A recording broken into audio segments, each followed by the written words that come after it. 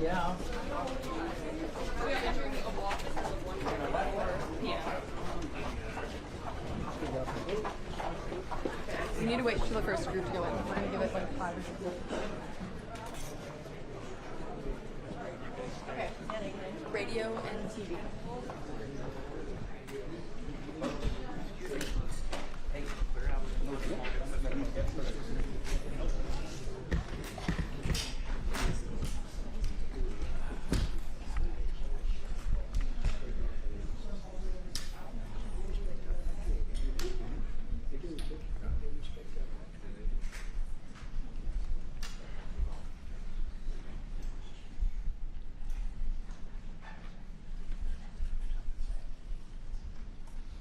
Thank you very much. We have Jonas Gahr here, who is the, as you know, the Prime Minister of Norway. He's a great gentleman, highly respected, beloved in his country. And we've had talks on the war with Ukraine and Russia and trade. We're doing very well, I think, on both. We've had some pretty good movement in every respect. The war is very important that it ends with, I used to say, 2,500 people a week dying, young people, mostly soldiers from Russia and Ukraine. And we want to end that war. We want to end it quickly. And I think we've made a lot of progress. And we'll see what happens. This next few days is going to be very important. Meetings are taking place right now.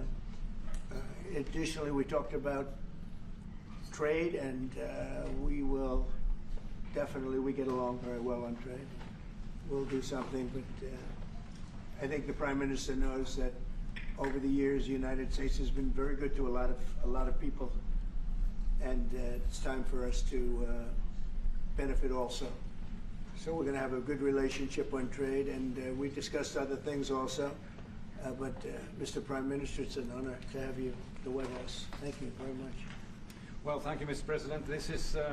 This year is 200 years since the first immigration from Norway to the U.S. We come here early in your term, appreciate that you take time. We have highlighted that very close cooperation. We are allies. We look after security in the north, in the Arctic, a lot of confidence between our services. We have discussed in detail the war in Ukraine. I have saluted the President for his initiative to make progress towards something that can be a ceasefire and an end to this terrible conflict. It is a complex picture, but it needs political will and push, and we have exchanged ideas on that. And then I think the President and his team have been open to hear our perspectives. And on trade, we have also emphasized that we can benefit, both of us, by trading. We can be complementary, and we can find good solutions. But first of all, I appreciate, Mr. President, the spirit and the tone of this conversation, which has been a confirmation of a very strong partnership. Thank you very much. Appreciate it. Any Mr. questions? President, can I ask you Yes. first, Mr. President, have you spoken about the tariffs that you want to impose on Norway? Is there a chance that you can lower We spoke them, about you can lower trade, those tariffs? and we understand each other very well. I think we'll have no problem. You think that you will get an agreement? I think we'll have with no problem whatsoever with Norway. Mr. Did you discuss a President, possible visit to Norway?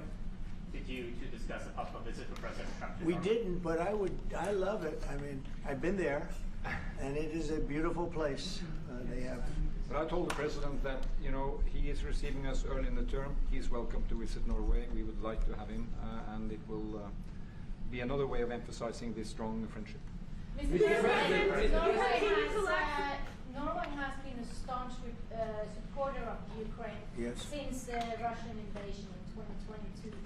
Has something been discussed here today that may have altered your views on things? No, we want to, very simply, I have no allegiance to anybody. I have allegiance to saving lives, and I want to save a lot of lives. A lot of young people, mostly young people. It's the war. It's the soldiers. And if we can do that, also, as you know, I got started because the money that's been spent on this war is insane. It should have never happened. And it would have never happened if I were president. But Biden spent $350 billion on this, and it's a shame. And that's what got me involved. and then I looked at, and I see the results. It's horrible. It's a killing field. 5,000 soldiers a week on average. And we want to stop that. We both want to stop that for a lot of reasons, but I would say that is my number one reason. Do you think that Russia, that we will get Russia to accept a deal that also Ukraine and Europe is willing to I accept? think so, yeah. I do. I believe they will accept, and I think we're going to get this over with. I hope so, soon. Go ahead. Continue to lack support from NATO allies in your goal of obtaining Greenland. How will you proceed if you don't get that support? Well, Greenland's going to be interesting, but that's for another day. I think we need that for international peace. What are you expecting of your And if you allies? don't have that, I think it's a big threat to our world. So I think Greenland's very important for international peace. Yeah, please, go ahead. Mr. President, this morning in Truth Social Post, you used the words Vladimir, stop. That seemed like a slightly different message, a personal message. What is your level of frustration with President Putin? I didn't like at this last point? night. I wasn't happy with it. And we're in the midst of talking peace, and missiles were fired. And I was not happy with it. That's what I meant, and that's, you know, what it said. I assume that's what you mean. Sorry, Yeah. if I the assume. bombs keep falling, will you consider additional sanctions toward Russia, or what will you do if President Putin I'd does rather not answer respond? that question in a week. I want to see if we can have a deal. No reason to answer it now, but I won't be happy. Let me put it that way. Things will happen. Mr. President, why are you not putting more pressure on Russia? I know a lot of Europeans. Putting a lot of pressure. You don't know what pressure I'm putting on Russia. They're dealing. You have no idea what pressure I'm putting on Russia. We're putting a lot of pressure. Can you maybe tell us then what kind of We're pressure putting are a you lot of on pressure on Russia, and Russia knows that, and some people that are close to it know, or he wouldn't be talking right now. The Prime Minister understands that better than anybody. He wouldn't be talking right now. He's talking, and we're putting a lot of pressure. I think he wants to make a deal. We're going to find out very soon, but it takes two to tango, and you have to have Ukraine want to make a deal too, and they're being hit very hard, and I do believe they want to make a deal. Mr. President, Mr. Prime Minister, if I may. You said that the Ukraine have to give some territory to win peace, among them Crimea. Do you stand by that? And I know that the former NATO General Secretary today has told you that he does not agree, and he believes in territorial integrity of the Ukraine. How will you deal with that with your allies? And do you Well, the stand by former- that Ukraine have to give Former Crimea Secretary to General win peace? happens to be right here, you know, so they can't put words in his mouth. He's been a great general, frankly. It was because that's what you are. Really, you're a general. But he's been a great Secretary General. We had a tremendous relationship, very successful, and I think he could speak for himself. He's right here. But do you still agree that Ukraine have to give some territory away to win peace? Well, it depends what territory. They've been fighting. They've lost a lot of territory. And we'll do the best we can. Working with Ukraine, we'll do the best we can. But they lost a lot of territory. When you say Crimea, that was handed over during a president named Barack Hussein Obama. That had nothing to do with me, Crimea. That was 11 years ago with Obama. And they made a decision. There wasn't a bullet fired. There was no fighting. There was no anything. They just handed it over. Now they say, well, can you get it back? I think that's going to be a very difficult thing to do. That was given by Barack Obama when he was president, not by Donald Trump. Thank you, Mr. Mr. President. President, As I have a you long know, you have a meeting, peace Mr. President. proposal that you put on the table. It's a 30-day ceasefire proposal. Your national security team presented it to both Ukraine and Russia.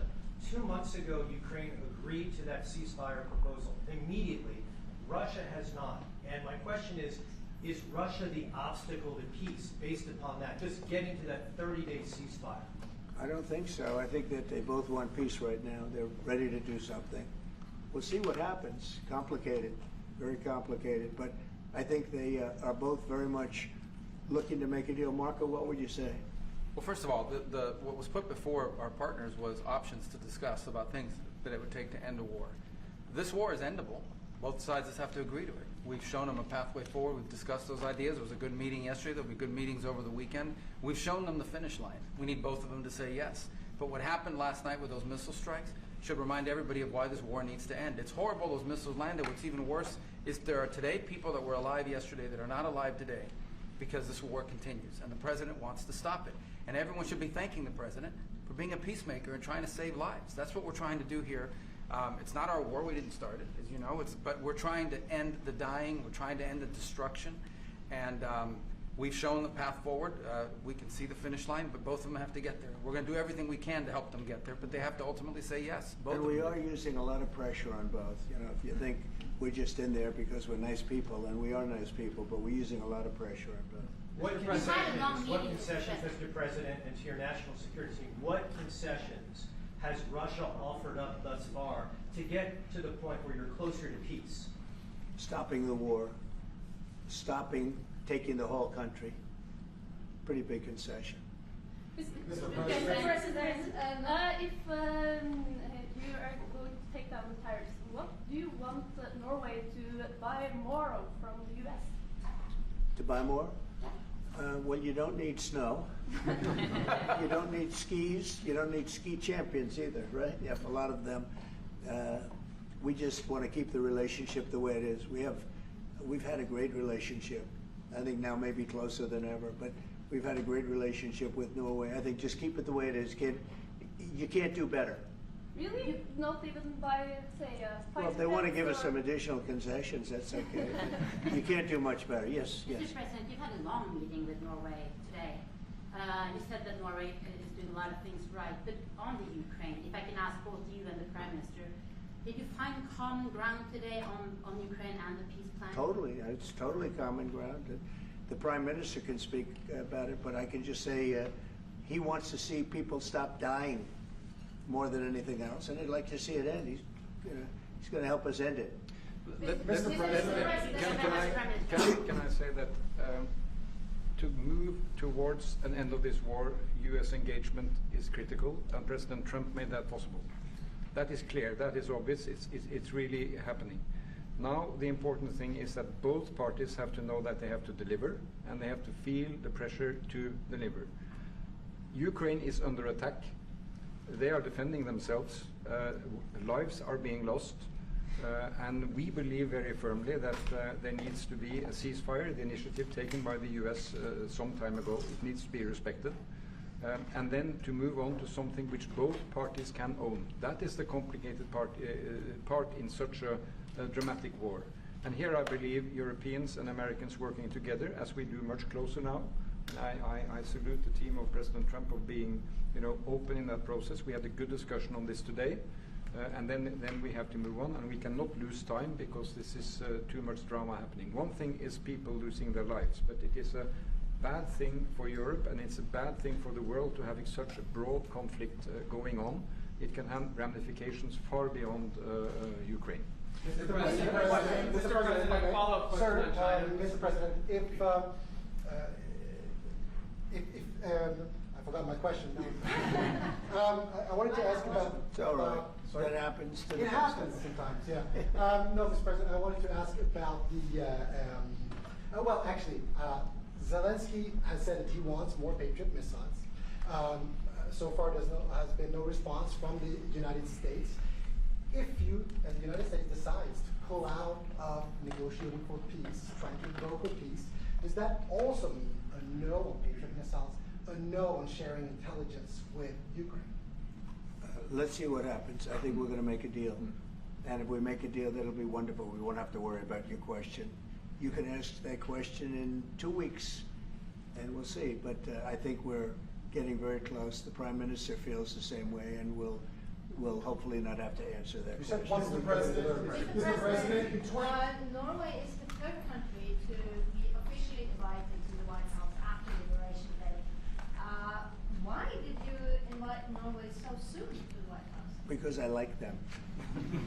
And I like your Prime Minister, and I like the way your government runs, and I respect the King. He's highly respected in Norway. It's a great thing, not an easy thing to do. Would you He's like done a great job. Yeah. Would you like an invitation to visit the King? Absolutely. You get me that invitation. I just told the Okay. President he's welcome to visit Norway. President Trump, where's Mike Harmon? Yeah, You said before that you like the Norwegian Petroleum Fund, and I'm wondering if that has been up for discussion today, the way that we have structured our money, and whether. Well, this fund was created in the late 1990s to save for future generations the income from oil and gas. Norwegians should continue to work as hard, dedicated, innovate, and move forward, despite having these incomes, which we happen to be in the period of our history where we can harvest, and we have transferred that into investments, half of them, by the way, here in the United States. So I think this is a model which we have been able to explore. If we can share experiences, and we do with our colleagues in the US, you never copy this one-to-one, but there can be techniques and way of working that we have used in organizing our fund. Jens Stoltenberg was the finance minister when the first dollar entered that fund, so he's a safe hand to have as a finance minister today. What do you say? No, and as you said, Mr. Prime Minister, we are ready to sit down with the U.S. To also work with them on if they want to establish a sovereign wealth fund, because we have a good experience with our fund.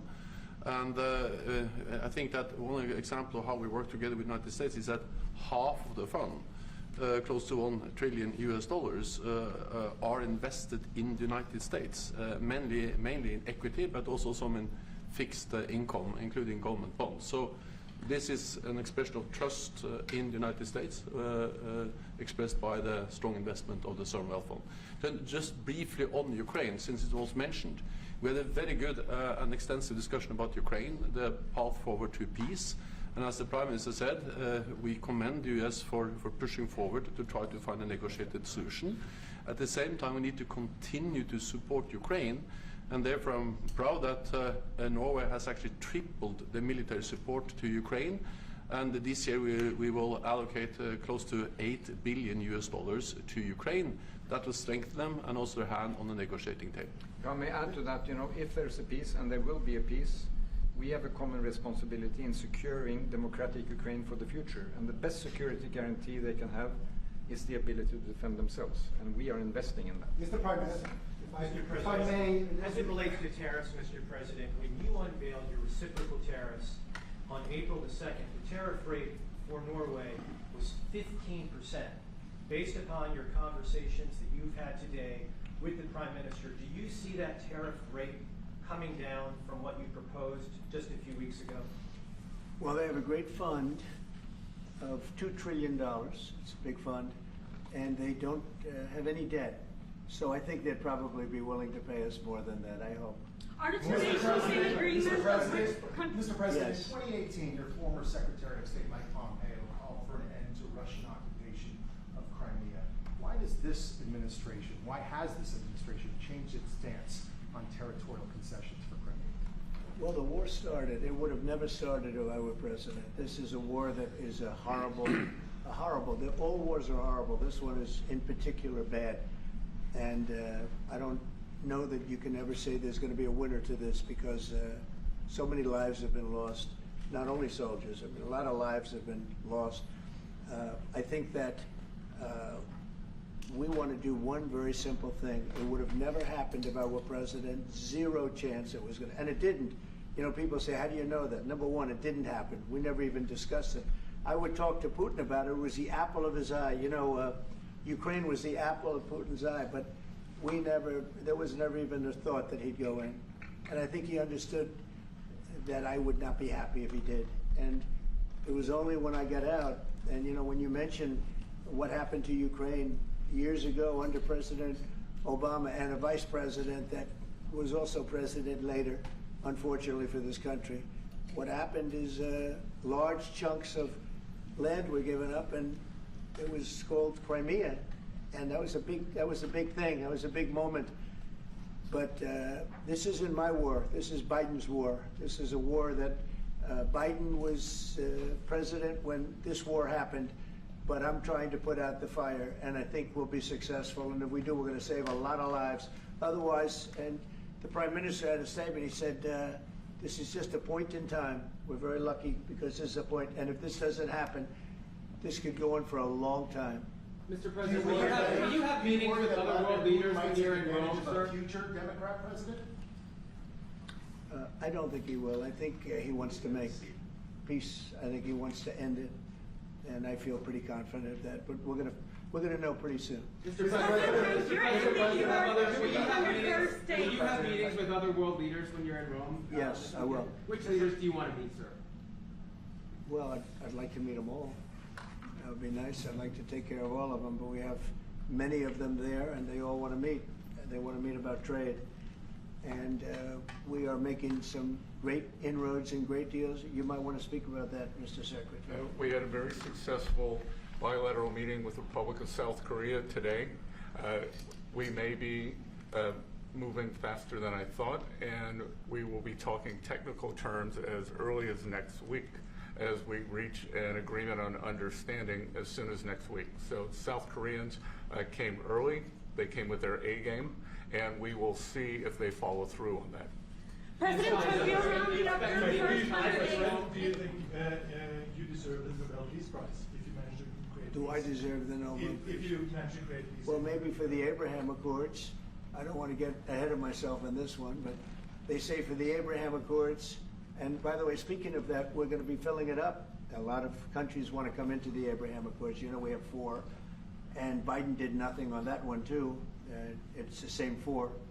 But they're great countries, and they were brave doing it, and it's worked out very well. And we're going to be filling up the Abraham Accords. They're going to be, I think, filling it up very rapidly. Martha, could you say something about that? There's great, enormous opportunity to grow the Abraham Accords. But I would just point to one thing. Of all the leaders in the world today, no leader is working harder to prevent wars or end them than President Trump is right now. That's why we're talking to Iran. That's why we're engaged with Ukraine and Russia. It's the desire to prevent these wars from breaking out and to end the ones that exist already. And again, I just think it's tremendous for our country to be led by a president who desires to bring peace and establish peace and protect peace. So it's hard work. Mr. President, you know, Marco just mentioned something that maybe we should talk about for just a second, if we could, Mr. Prime Minister. And you're involved in it too, because you've been involved in the world and peace. But I think we're doing very well with respect to Iran, and we're having very serious meetings. And there are only 2 options, and the one option is not a good option. It's not a good option at all. And I think we're doing very well on an agreement with Iran, but that one, we're doing a lot of things, I will say, but that one is well on its way. We could have a very, very good decision, and a lot of lives will be saved. Mr. President, on the economy, there was a slowdown. Mr. President, on the economy, there was a slowdown as it relates to home sales in the month of March, the slowest pace since 2009. Is that an economic indicator, and perhaps the Treasury Secretary can weigh in on this as well, is that an economic indicator that concerns you about the broader U.S. economy? No, they had very good numbers on housing today, extremely good numbers, and that's despite interest rates, because, you know, if you look at what happened, everyone said, oh, I said I was going to get prices down. I did. Energy just hit $1.98 in a couple of states. It's way down. Energy's down, and we're about $64 a barrel. When I came in, and we were looking at $89, $90, $95. And by the way, that helps us solve the war too. Having those energy prices is a big incentive for Russia to also agree with solving the war problem. Groceries are down. When I was with you 2 months ago, you were complaining about eggs. I said I just got here. I was here for about a week when the press started saying about eggs have gone through the roof. I said, I just got here. Tell me about eggs. And they have been.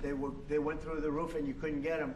So we just had a big Easter egg hunt at the White House. Thousands and thousands of eggs. And the price was down 87%.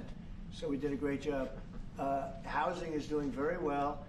We should lower interest rates. That's the Fed. I hope they lower interest rates. That's a smart thing to do. Be ahead a little bit, although already it's a little bit late. But in the end, we just have a great country. We have a very strong country, and we have every other country. I can't think of one country that doesn't want to negotiate a deal. And they either negotiate a deal or we set a deal that we think is fair. Because we don't have to go through all of these, it would be physically impossible. You know, you have so many people that really understand it, which is a very small group of people here. And we are going to, at some point, just set prices for deals. Some will be tariffed. Some treated us very unfairly. They'll be tariffed higher than others. But we've been ripped off for many, many years. The United States has been ripped off like no country probably in the history of the world has been ripped off for 45, 50 years. And countries have gone rich by doing that with the United States. We've taken care of their militaries, and military is another subject we talk about. We're not going to make that subject to any of the deals, but you know the same countries that I do where we virtually take care of their military and then don't get treated fairly on trade. So the people, and I don't blame those countries, I blame the people that sat at that beautiful desk right behind you, because those people didn't do the job for this country, and they let us lose $4 billion a day on trade. We were losing $4 or $5 billion a day on trade when I got here, and now we're going to be much better than breaking even, and we're going to be making $4 or $5 billion a day on trade. So, but I don't blame any country, not the worst of them. And we were abused by countries. I blame the President of the United States that happened to be sitting when these deals were made. Disgraceful. When I was here, we had a great 4 years. We had the most successful economy in the history of our country, my first term. And we were very tough on trade. And with China, as you know, they paid hundreds of billions of dollars in tariffs. But nobody else ever did that. China paid not 10 cents to any other president. And but not only China, virtually every country got away with murder. And we just can't let that happen. Thank you very much, everybody. Thank you very much. Appreciate it. Thank you very much. Thank you, thanks everybody. Head out. Please start with me. Thank you. Thanks everybody. Thank you, press. Head out. Let's go. Thank you. Thank you. Keep going. Keep moving. Thank you. Thank you, press. One little mistake. It's over. One mistake. Peter, out. Thank you. Sorry. I just went Thank you. Thank you. Thank you. Thank you. No more photos. Thanks. Keep moving. We're done. Sir, we're done. I don't really. Thank you, press.